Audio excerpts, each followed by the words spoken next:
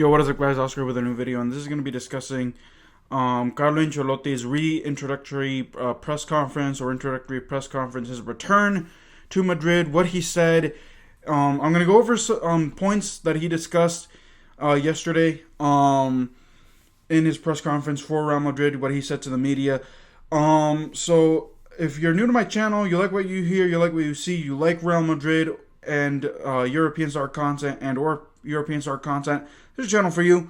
So I would like to remind you all to give me a subscribe, share the video with your friends and family, comment 'cause I'd like to know your thoughts regarding Real Madrid or any European soccer team that I cover, because I do cover certain aspects of European soccer teams, either be it Bayern Munich, PSG, whatever is breaking news. Sometimes I know I have a few Barcelona subscribers, and there will be times that I'll cover Barcelona just to make fun of them. So with that out of the way, let's go ahead and let's get started. So Carlo Ancelotti, a few points that I noticed was that he's happy, he's thrilled to be back with Real Madrid. Remember that he coached Real Madrid 2013 to 2015 after the Jose Mourinho walking away or getting terminated. I really don't know what happened with Jose Mourinho, to be honest. So he's back after 6 years away from Real Madrid. In that time, he went to PSG, Bayern Munich, and Everton. So he is now back wiser. He said he's back wiser than ever. Got some experience. So let's talk about some few points. Like I said, he is happy to be back. He was having fun with the media. He was making jokes with media. When the media, what are those called? The reporters were, being called on, and they're like, "Oh, my name is this, this, and this," from Marca or from, Fox Sports or whatever. He was like, "Oh yeah, I know, I remember you guys." What's funny? He was saying, what's funny? The only thing that changes in soccer are the managers. That was a good dig. I'm not gonna lie. He was having fun. He was having fun. He was joking around with the media, which I think is good. And that's what I read up on him.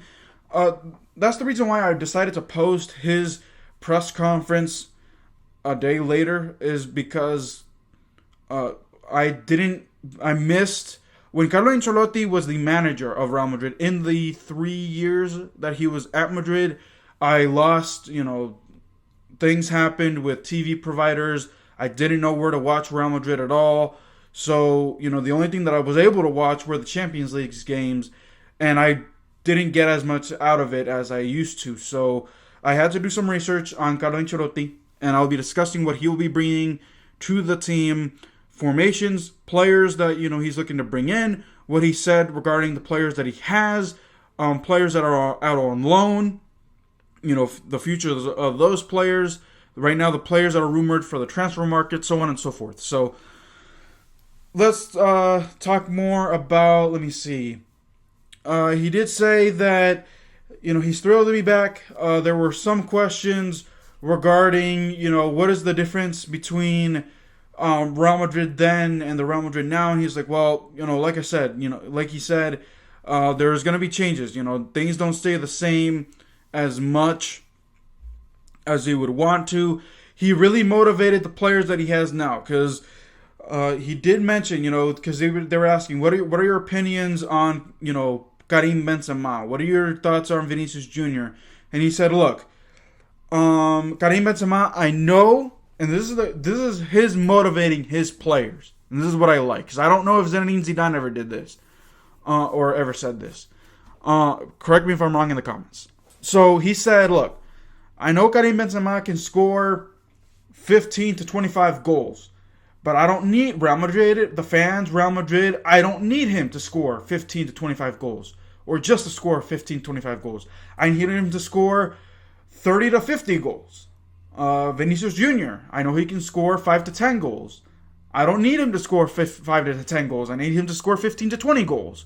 Rodrigo the same way. So let's see. I'm looking forward to see what these guys do to follow up on his that motivational speech. I don't know about you, but I think that's motivational. I think that that'll be a wake up call to the players right now, because Real Madrid this past season, the last 2 seasons actually, have scored just above the 80 goal mark, and that is not nearly enough to win big things. So let's see if that motivates the players. Let's talk about some transfers. He was asked, hey, what are your plans? What players are you wanting? What players do you want to get rid of? First and foremost, he did say that he needs to sit down and talk to Florentino Perez, because he did not have a full-on conversation with Perez. He literally got the offer on Sunday, I think he said, and he literally signed it Monday or Tuesday or something like that. So he said that it's going to give him some time. He's going to talk to the board. He's going to talk to Florentino Perez, see what they can come up with. But he did say that he would like to have another world-class striker, like a Kylian Mbappe, Erling Haaland, because Real Madrid does need it. He did acknowledge that. He was asked about Cristiano Ronaldo, if he would like to see Cristiano back, and he said, "Look, I'm not going to talk about Cristiano. I think that it's not right to talk about a guy who is right now playing for Juventus. I do know that he's a good player, but I'm not going to discuss more on that. Again, the class that he shows." Some other good points about Carlo Ancelotti is that he does keep his composure during media time. That's what I read up on him. There will be times where he will lose his temper.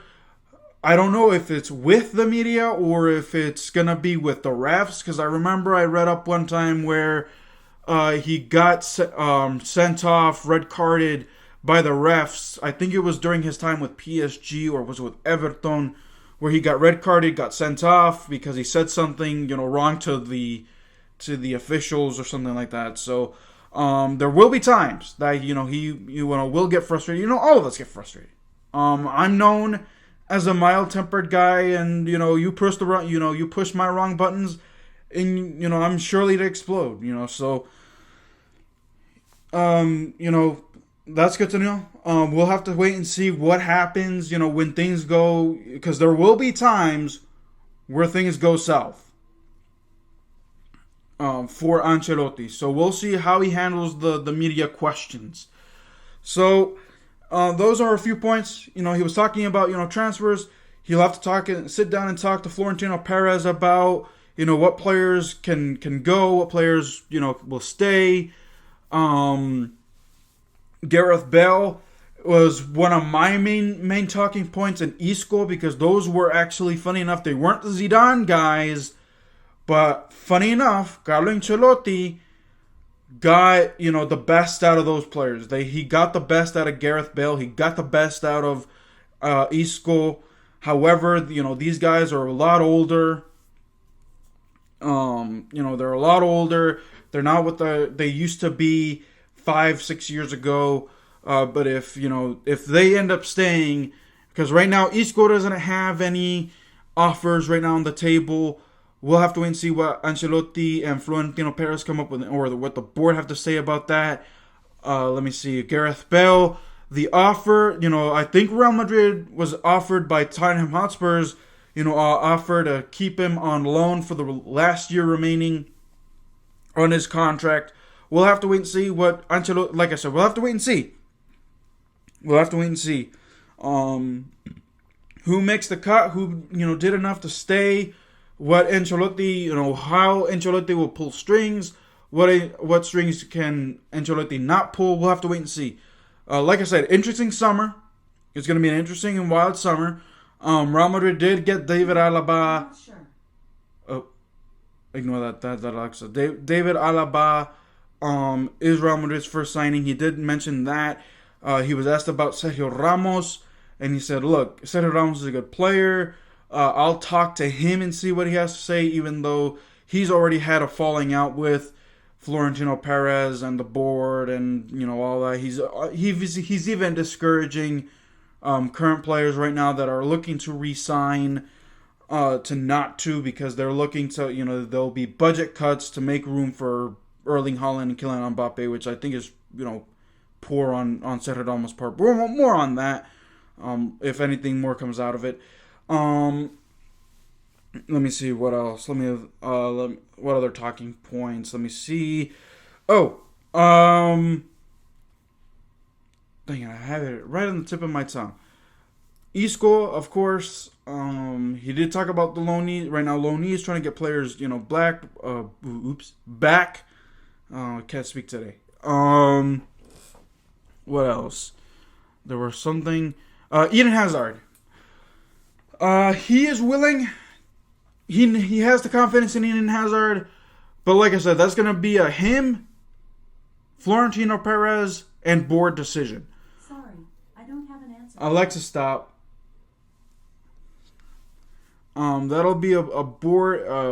Those there's gonna be a lot of components on the Eden Hazard. He did say that Eden Hazard is a good player.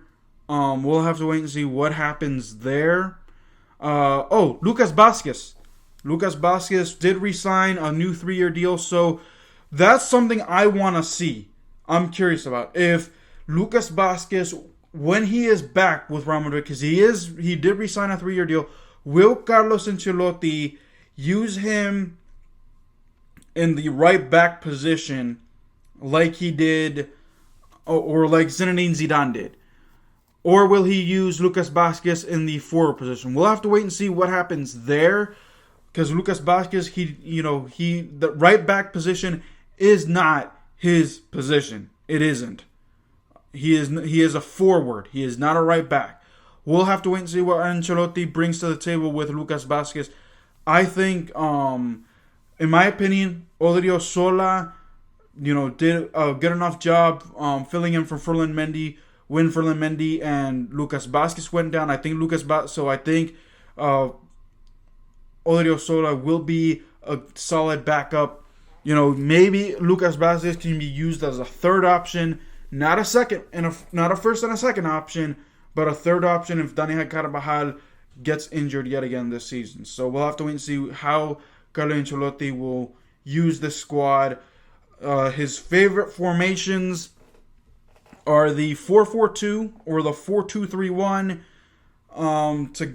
He gave back in the olden days, Zinedine Zidane, when he was with Juventus, freedom. He gave Cristiano Ronaldo some freedom when he went to the 4-2-3-1. He gave Angel Di Maria more freedom at the 4-2-3-1 formation. So, like I said, we'll have to wait and see. It's just the summer. We'll have to wait and see what he has in store with new players, old players, what players will come in, what players will go out. Sergio Ramos is not looking like he will renew. He'll talk to Rafael Varane and see what he can come up with Rafael Varane. So those are a few key points of the press conference that I picked up. Like I said, he looks happy to be back at Real Madrid. Let's see what he can do. Can he do better? And that's the question that I want to pose to you guys. Can he do better than Zinedine Zidane's second stint?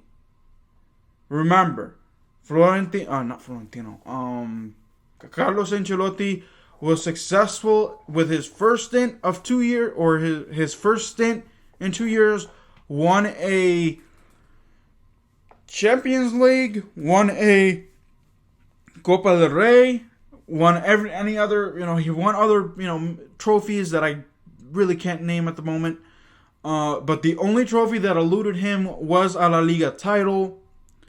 Zinedine Zidane was able to win everything with the exception of the Copa del Rey. So, what do you guys think? What do you think can Carlo Ancelotti achieve with Real Madrid? Let me know and write in the comments down below. And it's your turn to let me know your thoughts, guys. So, alrighty, guys, that'll do it for this video. Like I said, let me know what you guys feel about Carlo Ancelotti returning. What do you guys think? What he'll do? What do you think he needs to do to make Real Madrid successful yet again? So, already, like I said at the beginning, give me a subscribe if you're new. You like European soccer content. You like Real Madrid content. Give me a like. Share the video with your friends and family. Comment. Until then, guys, keep it real. I'll see you guys next time. Peace.